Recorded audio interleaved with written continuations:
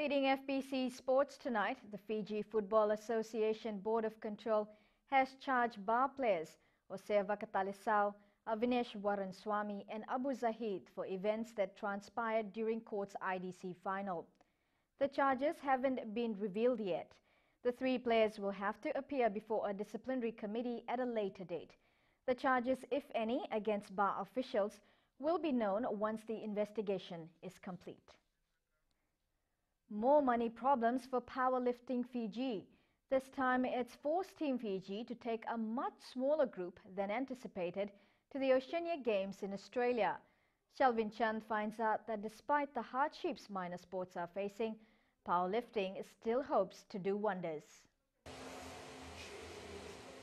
Powerlifting Fiji will only be able to send 4 of the 10 lifters they had picked for the Oceania Games. We are short of 10 grand now for sending our athletes over to Sydney. So we wanted to take a huge number, but apparently looking at the budget, we had to minimize our teams. 15-year-old Anna Garnett and 16-year-old Isaiah Elder are promising athletes who veterans hope will shine in Sydney. Full prep is now going to be done. We have now changed the training program for these athletes. Now the coaches are now working extremely hard. Leading the team in Oceania will be Fiji's own superwoman, Seni Militana. For the senior lifter is Seni Militana. She has lifted beyond what she was supposed to lift. Like I said, that she has been training double the weight that she was supposed to lift. Terence Stokave completes the quartet to Oceania. He too has been very impressive. This is one of the smallest powerlifting team to the Oceania Games, but they're keeping their fingers crossed for some sponsorship. Shelvin Chand, FBC Sports. The National Club Championship trophy has evaded Suva for more than a decade. After winning the IDC, Suva also wants to make a statement at club level. Shelvin Chand was at Suva's local league competition. Competition and the level of football at club games has impressed Suva Football Administration.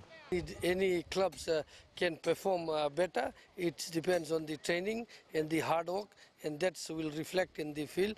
And you can see very good soccer. The win at the IDC has also driven new life into teams as the Suva Administration eye new players for the training squad. We'll be putting eyes on.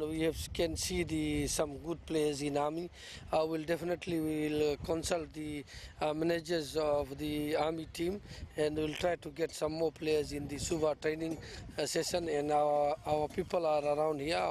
Games this weekend are being rushed to decide which 2 Suva clubs will play in the NCC. Well, definitely we'll be finishing this afternoon the quarterfinals, and then we'll have semi-finals tomorrow morning. We have seen the exciting game going. The capital side will also help the clubs that qualify in the hopes of another soccer title this year. Shelvin Chand, FBC Sports. With the season coming to an end, families and supporters flock to Furnival Park in Toorak for the Suva Touch semi-finals. Season 2 has seen many youngsters step up and encourage more participants into the sport. Akasita Tale has more. It was a sea of colors as 8 teams took to the field, but one stood out from the rest. It consists of just one family extending into many other different colleagues within the same family members. And it's actually called the JNG Stallions, which is founded because of our late grandfather. The Stallions have years of rugby union skills to back them up, and they're already proving themselves in touch rugby. They basically have bonded throughout.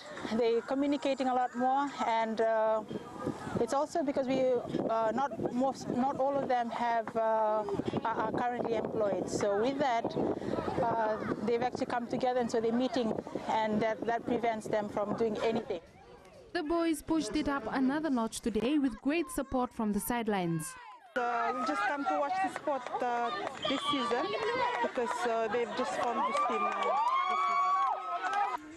The team credits its achievements to strong support from family who push them to work harder. They will just be a team to reckon with come the Trans-Tasman Pacific Cup next year. Aksita Tale, FBC Sports. Winning last month's intertertiary competition has motivated the USP volleyball teams. to get their head in the game and show what it's all about. Organizers say this year's competition is more promising, with many new teams participating. Agusita Tale has more. The shots came hard and fast all day at the volleyball courts in Lodala Bay as the competition went to its fourth round. With 16 teams and 9 women's teams competing, getting to the top won't be a walk in the park. With the competition going, it's very seesaw, with new teams coming in and the new strengths of the new teams that join USPIVA. We have some very tough challenges.